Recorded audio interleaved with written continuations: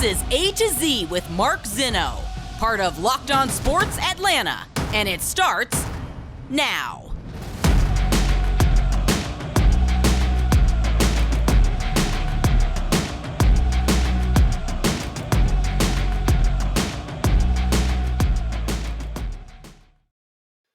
Good afternoon. Welcome to A to Z here on Locked On Sports Atlanta, where today I tell you it's better than you think. Welcome in. We are live here on this Tuesday. Hope everybody's having a wonderful day. Give us a follow on Twitter at Locked On ATL. Of course, I'm at Mark Zinno, MarkZinno. Make sure you subscribe to the YouTube channel, like all the content there as well on Roku TV. Download the Roku TV app on your Amazon Fire Stick and check out Locked On Sports Atlanta every single day. We've got a ton to do today. The 12-team college football playoff, what it would look like right now. It's interesting, but I also think it's misleading. Braves take a loss last night, so their magic number remains at 1. Mets didn't play. They get rained out. We'll get into the biggest reason why winning the NL East, obviously, is still such a huge break for the New York Mets. But I want to start with the Falcons today and Arthur Smith from yesterday in his press conference. And, he's so much fun to cover. He genuinely is. He's got this really sort of very curt and short demeanor, but every now and then he lets loose a little bit and makes you laugh. So, and again, after wins, clearly he's a lot more jovial than he would be after losses. And the Falcons get a big win against the Browns. Again, that's even with Jacoby Brissett, I'm not sure you could have circled that as a win, given how much more talented the Browns roster is than the Falcons, at least heading into the season. That said, what stood out to me yesterday from the press conference, and Arthur Smith talked about this a lot, and he seemed to think it was no big deal. But I'm going to go back to what I've said time and time again since the beginning of this season, and it's easy to pick up on if you're paying attention. And that is just simply that Arthur Smith is so much smarter than the competition. He really is. And we focused a lot yesterday on that 14-play run that the Falcons had, where they ran the ball 14 consecutive times, netted a touchdown and a field goal out of it, and, really changed the course of the game. And so I went back and I started looking at the plays, and I remember what Arthur Smith said yesterday about sort of how that all unfolded.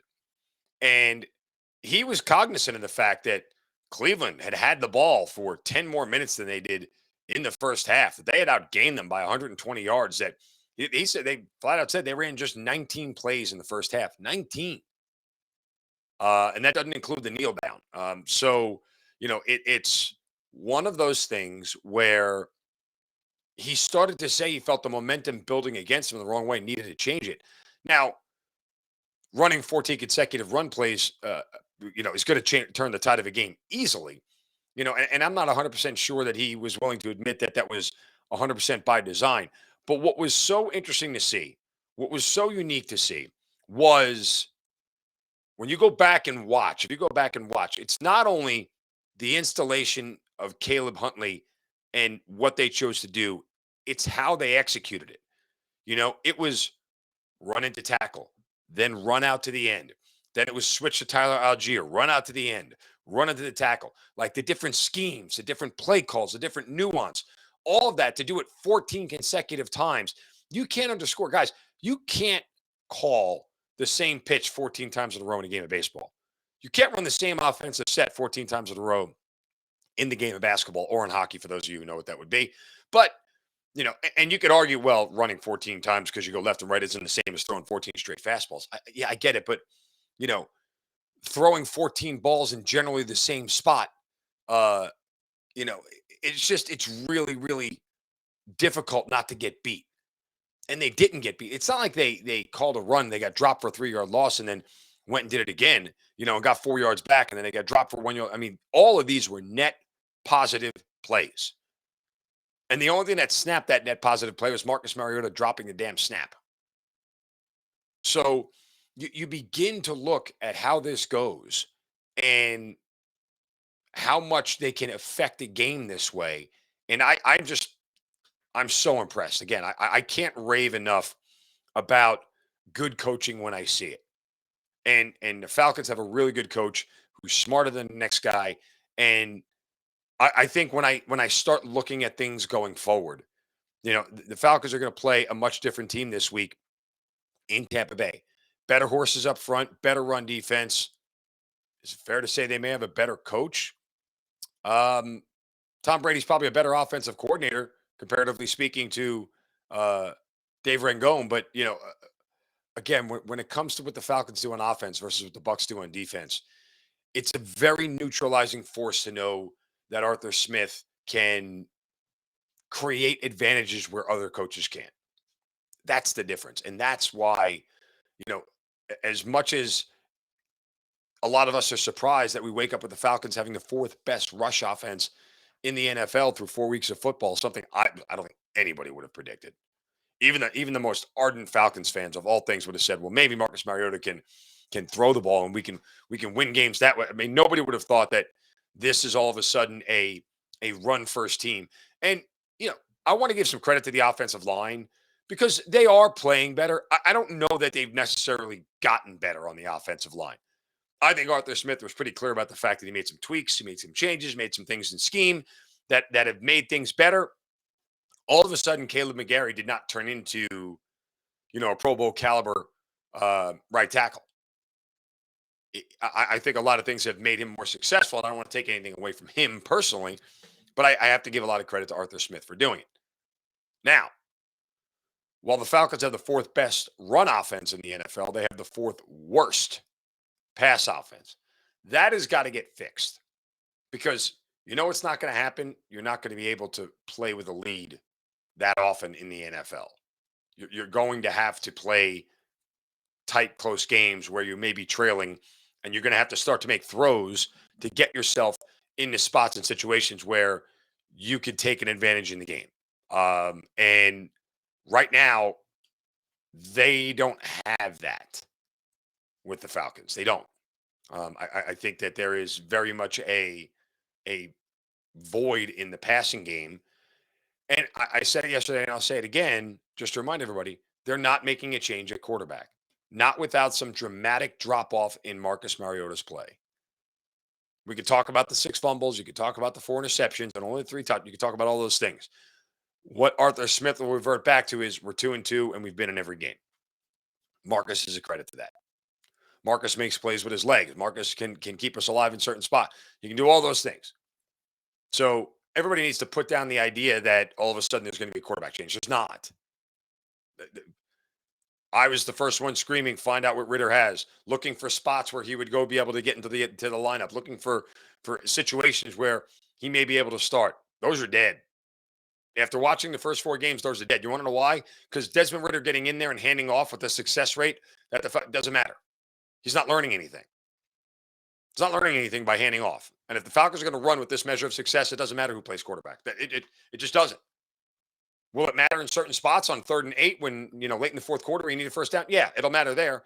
But for the other 55 minutes of the game, it's not going to matter because you're handing off that much. So the idea of the quarterback change is dead. Dead, dead, dead, dead, dead.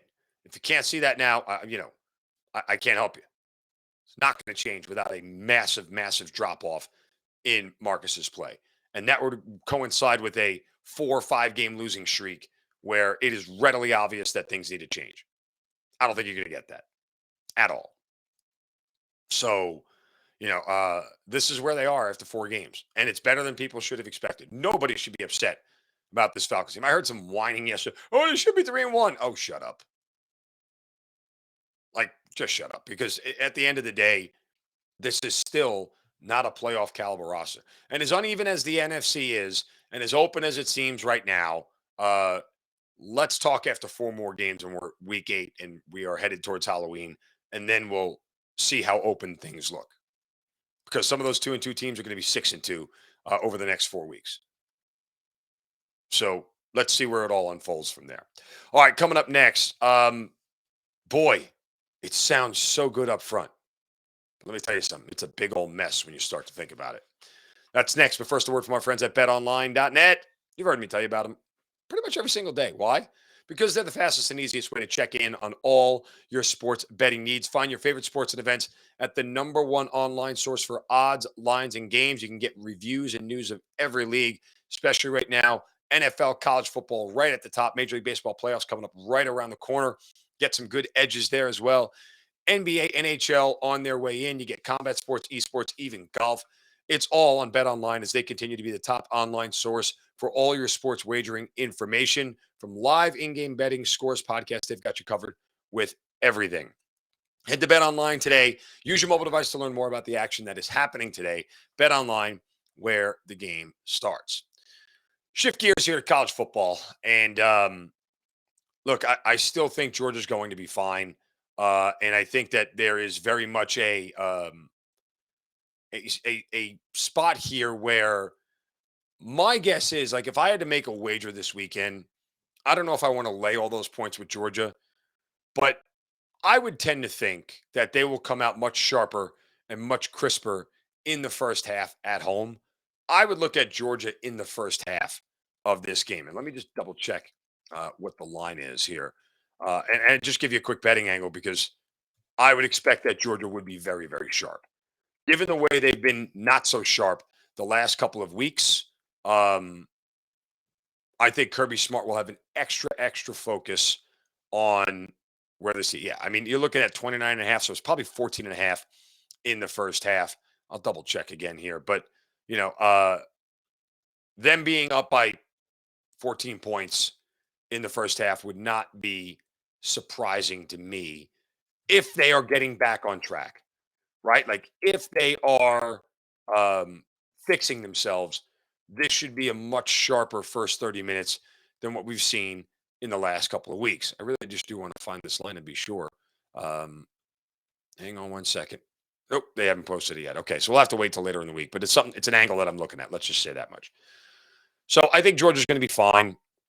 Even though they get dropped to number 3 in the rankings, who cares? Whoop-de-doo. No big deal. I mean, this will all work itself out over the course of the next couple of weeks anyway, just because some of these teams are going to end up dropping games. And where there are what, 16 5-0 teams right now, or unbeaten teams. Yeah, whatever. That's fine.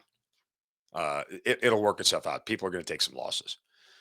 But the exercise continues, and I thought it was worthwhile to at least discuss it because as much as I'm an antagonist of college football playoff expansion, it is coming. And Ross Dellinger of SI.com put together a 12-team playoff, a mock 12-team playoff, like if the playoffs were to start today kind of deal. And basically seeded the top 12 teams. And they seeded them based off of not only how they have performed so far, what their record is, but also who they performed against. Excuse me. Well, I don't think any of this is going to hold, and this is what the final 12 would look like. I think it's a decent exercise to at least discuss it.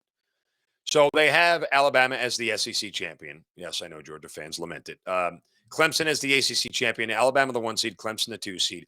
Ohio State the 3 seed, which how Clemson gets above Ohio State to me is like laughable. But anyway, Ohio State the 3 seed, and Oklahoma State, the Big 12 champion, the 4 seed. Now, the rest of them are at-large bids and other conference champions. So here we go. Ready? Georgia is at number 5 as the at-large SEC. Michigan's at number 6, a Big 10 at-large. USC is number 7, a Pac-12 champ. Kansas, Kansas number 8, a Big 12 at-large. Penn State number 9, Big 10 at-large. Tennessee at 10, SEC at-large. Ole Miss, SEC at-large 11, and Coastal Carolina, the Sun Belt champion, at number 12. So the top 4 teams get buys. Alabama plays the winner of 8-9, which is Kansas, Penn State. Oklahoma State, the 4 seed, plays the winner of Georgia, Coastal Carolina. That's 5-12. 2 seed Clemson plays the winner of 7-10, Tennessee. And Ohio State plays the winner. The 3 seed plays the winner of 6-11, which is Michigan, Ole Miss. And that just works. The same seeding works out like in the NCAA tournament, as far as what the top 4 seeds get after they get through the first round. This all looks great. Like the idea of a Ole Miss going to Ann Arbor, Michigan to play in the Big House. Wow, that's amazing. USC hosting Tennessee, at the LA Memorial Coliseum. Sounds great. A playoff game in Kansas, Penn State and Kansas, and then you get Georgia hosting a playoff game in Athens. Like all these things sound great on the surface. All I see when I look at those 4 first-round games, and again, Georgia, Coastal Carolina, Michigan, Ole Miss, USC, Tennessee, Kansas, Penn State are 4 ass whoopings in the first round. That's what I see. And yes, Penn State would smoke Kansas. USC would run it up on Tennessee's defense without hesitation. And Michigan would pound the ever-loving snot out of Ole Miss. I don't see a single close game. I genuinely don't. I'm not being argumentative or contrarian here. I just don't see it. This is like, and while all this sounds nice and it sounds like great on the surface, I don't think you get very good football. And to me, it's like, eating creme brulee. Sounds great on the surface, but as soon as you 3 seconds in, you're like, this is a big sloppy mess, and I'm totally disappointed. I don't know if you guys like creme brulee. I don't. So, best analogy I can come up with. Regardless, I think once you get to the second round, you get Ohio State, Michigan again, USC, Clemson, Penn State, Alabama, Georgia, Oklahoma State. Like those to me are better matchups. That's why I think 8 is fine. Like 4 to 8, you could talk me into. At least understand and talk me into from the sense of that there's going to be college football playoff expansion. We're not getting around it. We're not getting away from it. I think 12 is silly. I just don't think you get very good first round games. And again, the home, first round game sounds a whole lot of fun, but I'm totally okay with the Sugar Bowl, Peach Bowl, Cotton Bowl, Rose Bowl as the 4 games, Orange Bowl, Fiesta Bowl as the semifinals, and then wherever you're going to call whatever the bowl game, the national championship game doesn't have a bowl, I suppose. So, those 6 New Year's 6 bowls are the ones that decide the championship. I'm okay with that. But I personally think 12 is too much. 8 would have been a little bit more palatable for me. Rest of the college football playoff world, they're probably a little bit different about all of this. So I know I'm in the minority.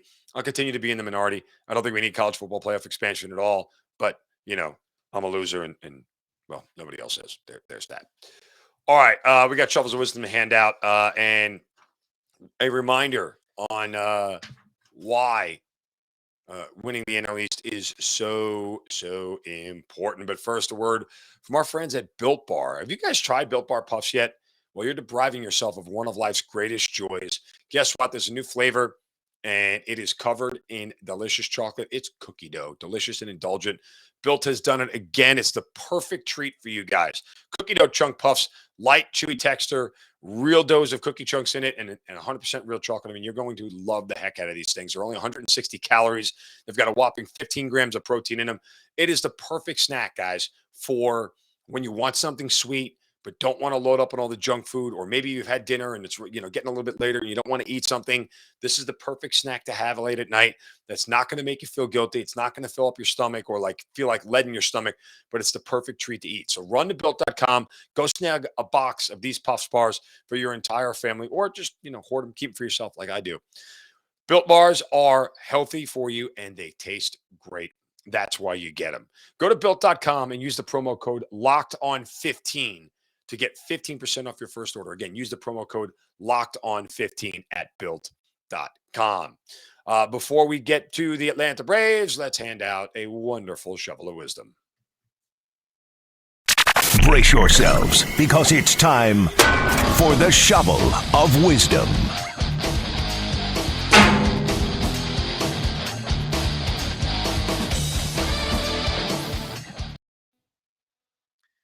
You know how we do it every day. We love to whack somebody straight upside the head for saying or doing something stupid. And you can do so on my Twitter account at Mark Zinno, MarkZinno. Just use the hashtag shovel of wisdom. And today my shovel goes to Aaron Boone. As if there wasn't enough reasons as a Yankee fan to hate Aaron Boone. Here's one more. Luis Severino last night went 7 innings of no-hit baseball. And he was removed from the game by Aaron Boone because he didn't want to get him hurt.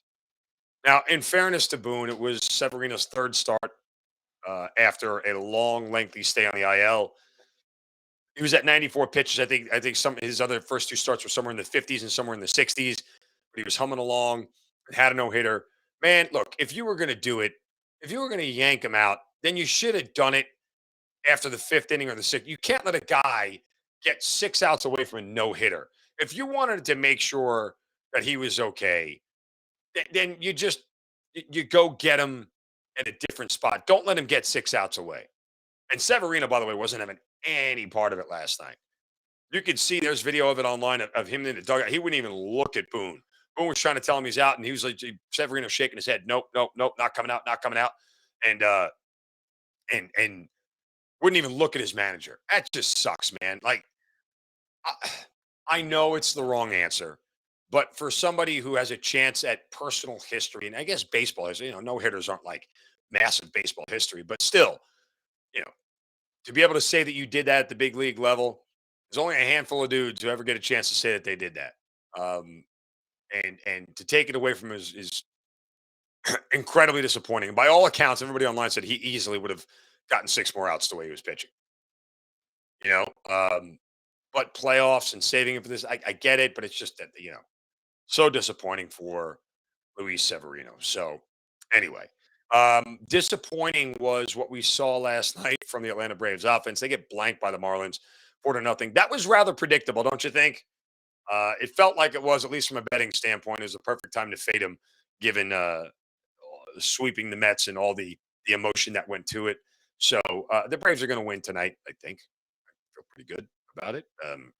But they should win tonight. Is what I should say. But still, again, this is a a team that is right at the top of the mountain, and when they get there, when they close it out. By the way, the Mets are going to play two today, so they'll play one at 4:10, and I think before they start the second game at 7:40, Braves should already have their game in hand. But it is Jake Odorizzi on the mound tonight, so you never know. By the way, what are the Braves doing with their last start? Because they're not. I don't think they would go back to the top of their rotation again, send Freed out there on the final day of the season, are they? Yeah, they haven't penciled it in yet. I think if they win tonight, they'll bullpen the game or do whatever. If they need to, they lose tonight somehow. Obviously, they may pitch Freed in the last game of the season to make sure that they can clinch it because he's going to have a week off if he doesn't. But that's a gamble too because somehow if they lose and the Mets get to the division again, your ace isn't pitching in the first game of the wild card series. But locking this thing up and winning the division still, again, as I talk about it with my friends who are big Braves fans here, all I keep saying is the biggest part of this is getting Strider a lot more time. If you don't, in my opinion, if you don't have Strider for the postseason, I don't think they can win the World Series without him. I genuinely don't. He is too much of a weapon and too much of a game changing force um, to be able to not have him in the postseason for this team to win. It's just what it boils down to. I know the bats are going to be big and they're going to be huge. And here's the thing: remember, okay, as they went through Degrom and Scherzer, I mean, it wasn't like remember what they did in the games leading up, like starting Friday, or when they started their 4-game win streak before dumping the final game to Washington. They scored 6, 8, 8, 8, and 8. Yeah. That's what happens when you face mediocre pitching like Philly and Washington. When you face really good pitching, those eights turned into fours. And those are high scoring games, right? Because DeGrom and Scherzer don't give up, you know, four a lot. There's a reason why their ERAs are sub 3 because they don't give up four a lot. So when you face good pitching in the postseason, scoring 4 runs is really tough. It's not easy. The Braves is the lineup to do it? Yeah, 100% they do, without question. But, they also 100% have can be shut down by good pitching because we've seen it over and over again. And as it stands right now, the Braves are going to get the easier path um, than I think the Dodgers will. And the as I said routinely, Major League Baseball has screwed this thing up. But um, when you look at the playoff bracket where they are right now, the Mets would get the winner of the series between what would be the Phillies and the Cardinals. That theoretically should go to the higher seed, uh, the easier team, but whatever. I still don't understand why they're not reseeding. And then the Dodgers would get the winner of the Mets and Padres. And that's the rub. We've talked about this all season long. If the Braves had to go through the Padres and then the Dodgers and then the Mets in the NLCS. That's a hellish run. And now the Mets have to do it the other way around. They got to go through the Padres, Dodgers, and the Braves in 7 if they want to get there. So close this thing out tonight for the Braves, and let's make sure that they are celebrating an NL East championship as many would have expected when this season started. Crazy to be a 100-win team after where they started, and the insane run that they went on for the last 4 months of the year. Truly one of the more amazing things you've ever seen. If a team had started out like 73 and 26, like they did, like the Yankees did this year, it's all you'd be talking about. Didn't get enough coverage because they were chasing the Mets the whole time. So chase them and caught them, and away we go. All right, that'll do it for us here today on A to Z. Make sure you guys give us a follow on Twitter at Locked On ETL. I'm at Mark Zinno. Don't forget, we're on Amazon Fire Stick. Download that Roku TV app. Check us out there and check out all the shows on Locked On Sports Atlanta, A to Z, Hitting Harder with John Chuckery, ATL Day Ones, the Braves Postcast, Locked On Falcons, Locked On Hawks. It's all right here on some of the best sports coverage in Atlanta, right here on Locked On Sports Atlanta. Back tomorrow for a Wednesday edition of the show. You guys have a wonderful day. Don't take any crap from anybody. See ya.